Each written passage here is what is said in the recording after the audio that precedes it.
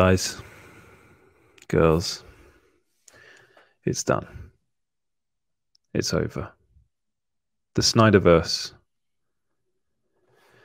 is dead. It's finished. The Snyderverse is dead. Our battle, it's over. But hey, at least we have Army of the Dead, right? Sweet Snyderverse, what the actual MacLeod.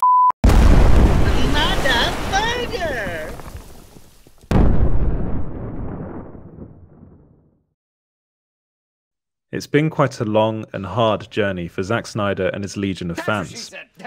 Before we get into the meat of this burger, HamadaBurger? I think it's important to go over how Zack Snyder's Justice League actually, finally, and ultimately, at long last, ended up being released. For that, we have to travel way back to 2013. Remember those times? We could actually hug our neighbor, although I'm not sure why you'd want to. Go to a concert, and most importantly, Man of Steel was in theaters.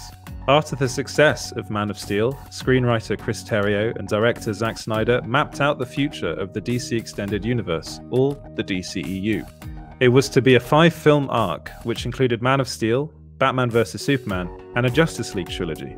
Batman vs Superman was to be the darkest of all of them, with each following film getting lighter and having a more hopeful tone as the universe unfolded. Still, Zack Snyder said his original Justice League script by Chris Terrio was dark and scary. You can see the influence of H.R. Giger and other science fiction elements in concept art of the New Gods and apocalypse scenes. So, let's skip ahead to the release of Batman vs Superman. If you're watching this, then you already know that it didn't do very well with the critics, earning a 4.9 out of 10 on Rotten Tomatoes. However, audiences reacted more favourably, and the consensus was a B rating. 'Tis B! This didn't go over too well with the executives at Warner Brothers. I didn't get a harumph out of that guy. The complaints of the dark tone, the scary elements, Batman branding and killing his foes, this was all too much for the Warner Brothers executives, who saw the billions of dollars Marvel was raking in on their cinematic universe. HamadaBurger. Your HamadaBurger. So, the executives at Warner Brothers got cold feet on the direction of the franchise. Zack Snyder played ball and decided, with Chris Terrio, to lighten the tone of the Justice League script more than they originally planned. Consequently, Warner Brothers hired John Berg and Jeff Johns to oversee the DCU. Their first task? To help with the Justice League rewrites to ensure a more hopeful and optimistic tone. Like brunch. Like, what is brunch? But that's for another video. Ben Affleck was also brought on to help with the script. Affleck, you don't bomb in Phantom, Joe! Around this time, Joss Whedon pitched a Batgirl film to Warner Brothers, and Jeff Johns saw this as an opportunity to bring him on board to help with the Justice League script. After all was said and done, Zack Snyder had multiple cuts of Justice League finished. They were screened to Warner Brothers executives and friends and family.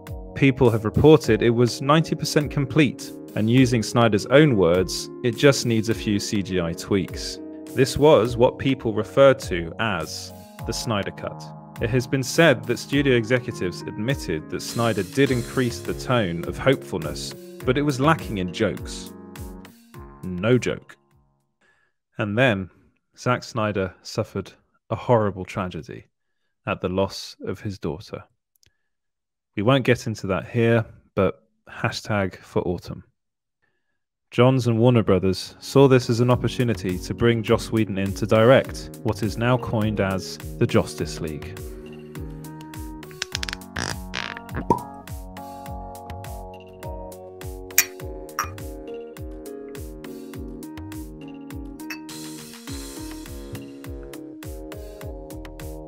HamadaBurger? MacLeod.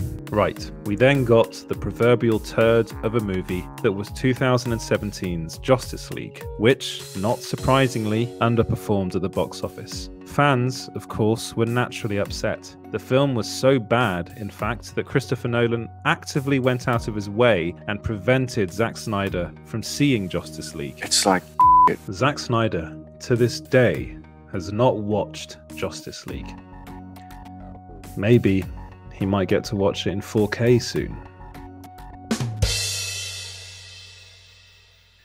And this is when the birth of a cultural movement for a film was born. A cultural movement in the entertainment industry, the likes of which we have never seen. A legion. Release the Snyder Cut. This was a huge moment for the Snyder Cut's journey. The fans starting this movement and them all coming together was a big deal.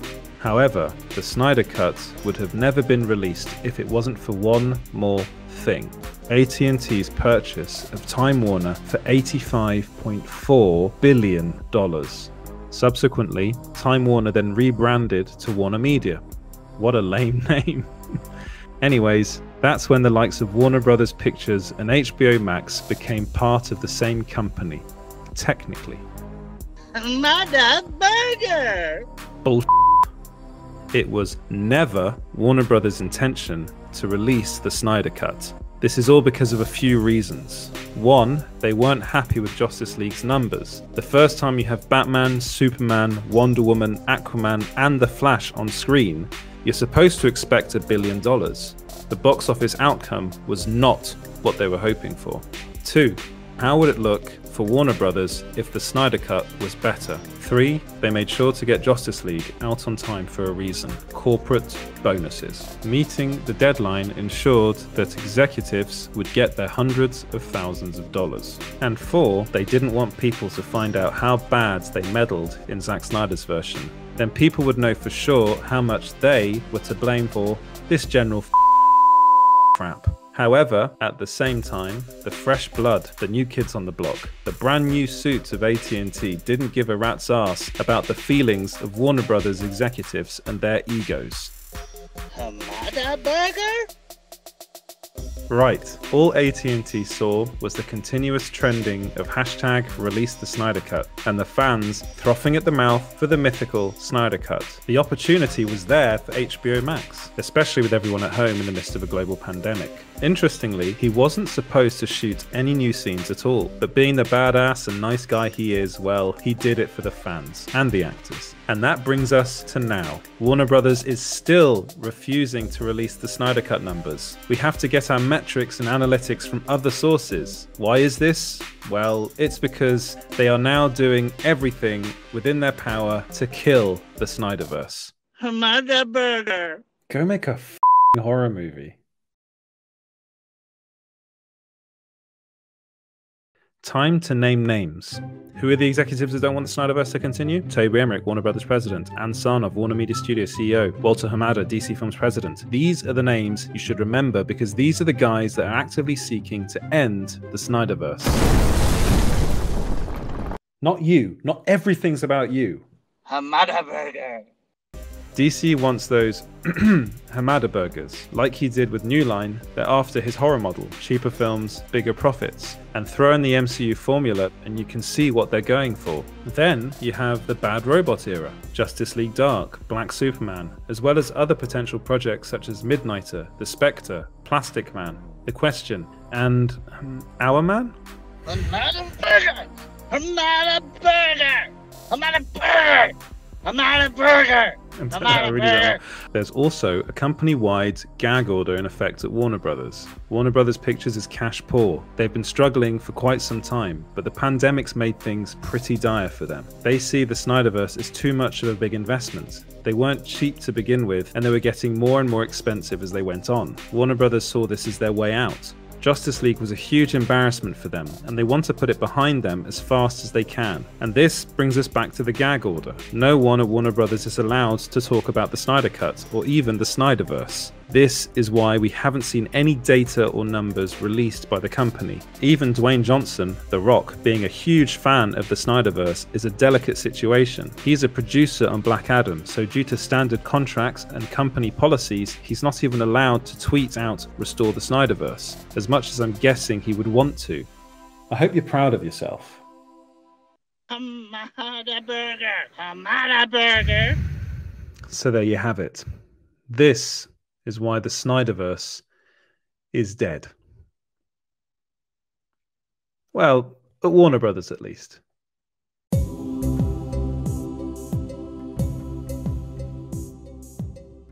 The critical success of Zack Snyder's Justice League on HBO Max brings the one thing that those Warner Brothers executives were so desperately trying to instill: hope.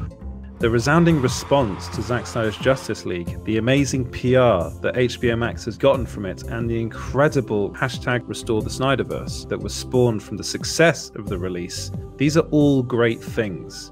They offer hope. Will it continue in some other form? Maybe. AT&T could always step in again and enforce the Snyderverse to continue over on HBO Max. Dwayne "The Rock" Johnson could also push it through. He may be beholden to a gag order because of contractual issues, but that doesn't mean he can't or isn't working hard behind the scenes on it. This is a strong possibility. After all, Cavill and himself share the same agent, and he really wants to fight Superman. All we can do is keep the hope alive and tastefully support whatever project Zack Snyder does, starting with Army of the Dead. He deserves it. Like Batfleck said, faith, Alfred, faith. Thanks for watching, and hope to see you next time.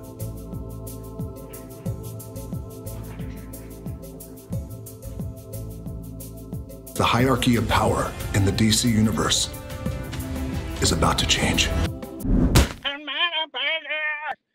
Thank you so much for watching. We hope you enjoyed this video. If you did, please give us a like and subscribe. You can also support us at our Patreon at patreon.com/smallscreenco. And you can follow us everywhere at smallscreenco. A huge thank you to our Patreon supporters: Roberta Bobby Anderson, Danzig 1979, The Sax God, and Sean Harrigan. Thank you for helping us continue to make content like this. Thanks again. Cheers. HamadaBurger? Cocainum.